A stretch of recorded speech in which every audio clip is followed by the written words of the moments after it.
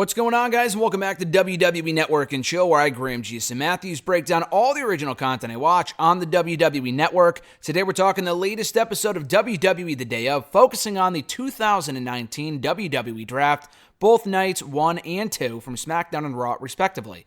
If you haven't already, check out all the other new network content that's been up over the weekend on the WWE Network that I've had the pleasure of watching and reviewing here on the channel, including the latest WWE Untold on Sting's Last Stand that went up on Friday, Chronicle featuring Cain Velasquez that went up on Saturday on the network, and the Broken Skull Sessions debut that aired after Survivor Series on Sunday. I broke that down yesterday right here on the channel. So today we're talking the day of on the 2019 WWE Draft, as I just got done talking about. This aired, I believe, before the pay-per-view on Sunday. I don't think there was any new network content last night after Raw, and there's no new episode of Total Divas airing tonight either. So as a result, I'm not sure what's going to be going up on Friday here on the channel. I think there's some sort of new, either an Untold or there's some sort of new episode of like Ride Along or whatever on Friday. Maybe a new Day Of, I think, focusing on maybe Crown Jewel, maybe, I'm not sure. That should also be going up either Friday or Saturday, if not a new SmackDown review on Saturday. So again, a lot to cover, a lot to break down here on Network and Chill. This episode kicks off, we see Bayley talking about her haircut. The producer asks her, what was the inspiration? What was the reason behind you getting your haircut? And she says, well, I wanted a clean slate, and it was a fresh start. So that's why she got her haircut upon turning heel that later on that night at the WWE Draft on SmackDown when she regained the SmackDown Women's Championship from Charlotte. We see Big E backstage, and he says it's been over 5 years since the New Day debuted on SmackDown. If you include their Miami one-off on Raw, like in the summer of 2014. I mean, actually today as I record this, I'm recording this on Monday, November 25th. Today, it marks the exact 5-year anniversary from when the New Day debuted on SmackDown. Not like when the episode aired, but they did it at a SmackDown taping on November 25th, 2014. So 5 years this week since the New Day debuted, which is crazy.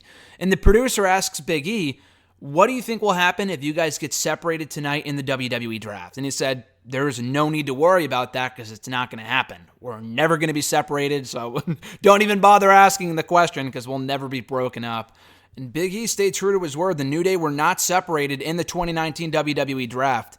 So we hear from Luke Harper next, which is weird because the guy is seemingly on the outs with the company. Yeah, he's still under contract to WWE, but it's very obvious that he wants out. I'm sure he could not give two shits where he ends up in the WWE Draft, but he calls it a worldwide deal now that SmackDown's on Fox. Like, he gives a shit. He just wants to get the fuck out of there. I think he'd prefer to be drafted to AEW.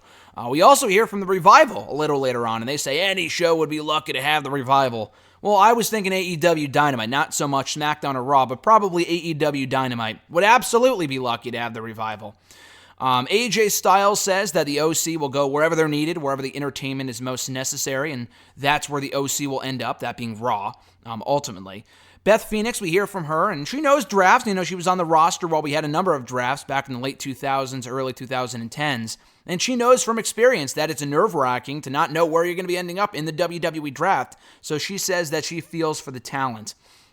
We see Roman Reigns facing Seth Rollins at the beginning of the SmackDown Draft episode that earned, I think, Rollins a draft pick for Raw, which ended up being the Raw Women's Champion, Becky Lynch. We also see Ali, who said backstage, you know, I would love to be on Raw with my friends Ricochet and Cedric if they do end up staying on Raw, which they did. But he also at the same time has unfinished business on SmackDown. And I thought he would say, hey, I want to go after the WWE Championship or whatever. He actually says, not all I want to do on SmackDown, but I guess his top goal on SmackDown is to square up with Kofi Kingston. Because he said they were destined to do battle many, many months ago. Their past will always kind of be, you know, along the same lines. They will always kind of have similar career paths. And they were kind of on the collision course towards a match at one point many, many months ago, right after Kofi Kingston became champion. It was a story worth telling. They never ended up doing Ali and Kingston, which sucks. It would have made perfect sense. Ali got hurt. Kofi took a spot at WrestleMania, became WWE champion. How do you not do that match? So he wants that match on SmackDown, even though Kofi's a tag team guy now. Hopefully we do get it at some point. The Iconics say the exact same thing the Revival does, and that their former tag team champions in any brand would be lucky to have the Revival, or rather the Iconics. And the Iconics also are asked about potentially being split up, and that question is never answered. They cut away before they can answer the question. We see Stephanie trying to remember her lines, and she's like, I don't know how I'm going to remember this. This is such a mouthful. Well, no shit, because your show's fucking scripted beyond belief. Like, you have creative input. Change the fucking script. Anyway, we see Becky Lynch backstage. We see her backstage when she gets drafted by Raw as the Raw Women's Champion. And it's interesting because, as reports indicated at that time, people did not know where they were ending up and when, in what order they were being drafted in. So Becky Lynch stands up, and she thought she would go out to the stage when she was picked for Raw, and she doesn't have to. But she's very excited to be drafted to Raw, and it's kind of a cool feeling to not know where you're going to end up in certain situations anyway. We see Ric Flair at SmackDown as well. He says that he wants his daughter Charlotte to be on the brand with the most opportunities, which ended up being Raw. We see Sasha Banks and Bayley backstage. They're very nervous to find out. I think both of them ended up on SmackDown in night 1 of the draft.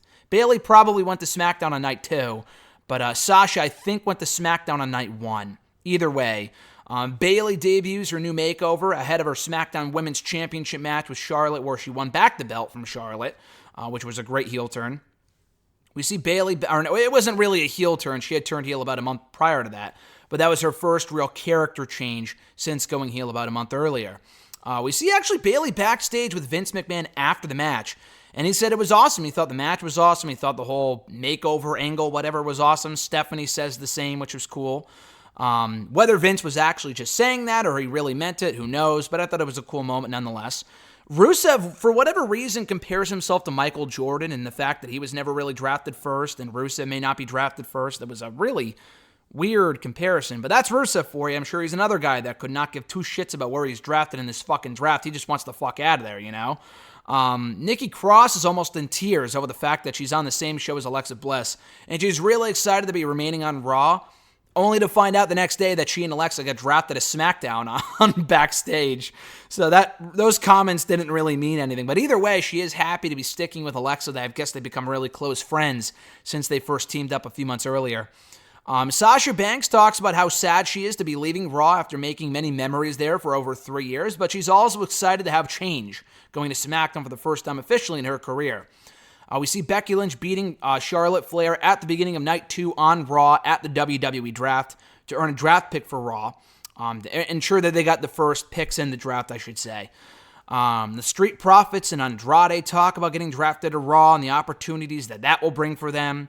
Charlotte reacts. We don't really see her talking about it, but it is pretty obvious that she's excited about moving to Raw with Andrade, I'm sure, who also ended up on Raw. I think in the same talent pool, the same draft pool, not the same draft pool, but like the same, whatever the fuck it's called, like the same selection or whatever.